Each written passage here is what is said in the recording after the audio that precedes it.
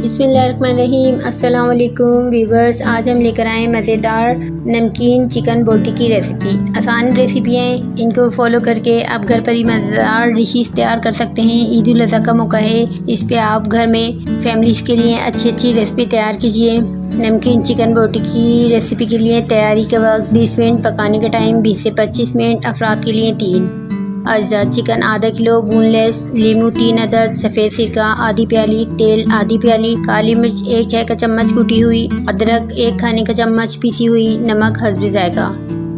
तरकीब: एक कढ़ाई में चिकन बोटी अच्छी तरह धोकर डालें, नमक सफ़ेद सिरका डाल दें। जब पानी खुश्क हो जाए तो इसमें पीसी हुई अदरक कुटी, काली मिर्च, लीमू का रस, तेल शामिल करके हल्का सा भूनें और उतार लें। आखिर में मज़ेदार नमकीन चिकन को गरम गरम नान के साथ सर्व कीजिए। मज़ेदार रेसिपी तैयार है। व्यूवर्स, रेसिपी अच्छी लगी तो चैनल को सब्सक्राइब कर दें, बेल आइकन को प्रेस कर दें ताकि मज़ेदार आसान डिशेस भी आपको मिल सकें। आप रेसिपी फॉलो करके घर पर ही अच्छी डिशेस बना सकें। Thanks for watching.